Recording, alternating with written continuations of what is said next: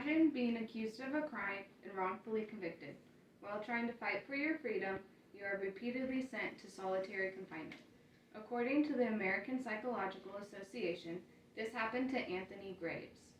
Before being exonerated in 2010, he spent 10 of his 18 years in solitary confinement. Anyone you know, including yourself, could be like Graves. He became wrongfully convicted and sent to solitary confinement. As someone who has written about this subject before, I will tell you the facts that I have gathered. To start, I will tell you what solitary confinement is and what it looks like. Then, I will tell you the effects that solitary confinement has on a person. And lastly, I will tell you what needs to be done. To start, you need to know what a room looks like. Solitary confinement is a form of punishment in a prison where you are spent 22 to 24 hours a day in a small cell for longer than 15 days at a time. According to the PBS website, the cells are furnished with a bed, sink, and a toilet, and rarely anything else.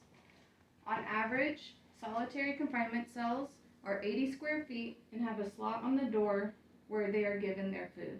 This here is an example in Wisconsin of a solitary confinement cell.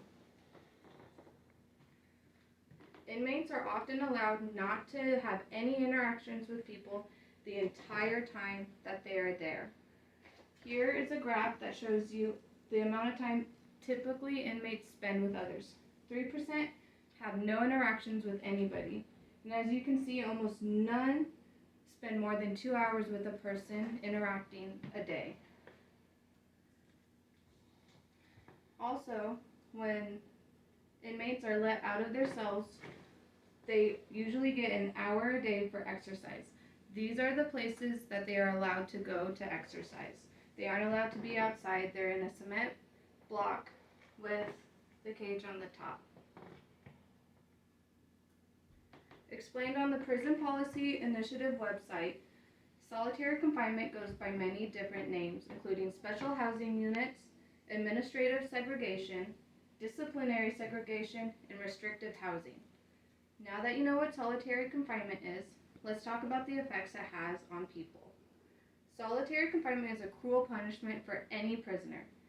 Anthony Graves stated he would watch people come in perfectly sane, and in 3 years, they are not anymore. They don't live in the real world. After he was exonerated and released, he still has many problems, even out of prison. He doesn't get any good sleep anymore, and he often has panic attacks and mood swings that lead to mental breakdowns. Neither of these were a problem before he went to prison. When people are in solitary confinement, they usually start having hallucinations, panic attacks, paranoia, diminished impulse control, hypersensitivity, difficulty thinking, concentrating, and remembering things. In a PBS article from 2014 called "What Does Solitary Confinement Do to Your Mind?", it describes an inmate who was so obsessed with the sensation of needing to pee that he would stand over the toilet for hours and hours a day trying to pee in the toilet. Many stop having any behaviors at all, which result in apathy, depression, and depression. And people who have been in solitary confinement often have a shorter lifespan. Here, this graph shows how many inmates die from suicide, homicide, and opioid overdose that have not had any solitary confinement. And on the other side, these are inmates who have been released, and the statistics of them dying by those three same exact things after they've had solitary confinement. Stated on the Prison Policy Initiative website, people who spent even 1 day in solitary confinement are more likely to die by these three things. The longer you are in solitary confinement, the more social pain a person can have. This social pain is the same pain that physical pain has on the brain. According to the Prison Policy Initiative, the United Nations also consider solitary confinement torture. Since you now know the effects that solitary confinement has on people, you need to know what you can do. To start, you need to ask your state representatives to step up and put bills in place to remove solitary confinement from the prisons. According to an article in 2022 from the Washington Post, 5 in 6 people believe that solitary confinement should be greatly restricted.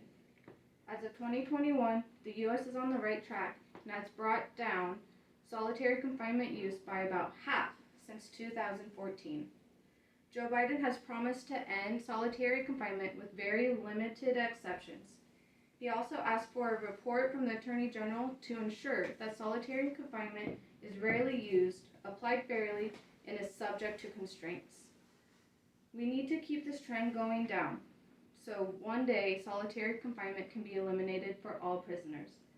Even though solitary confinement has been around for years, it doesn't make it morally right. After listening to what I have had to say, you now know what you need to do to prevent more people from suffering. Due to the effect, it needs to be banned from all prisons.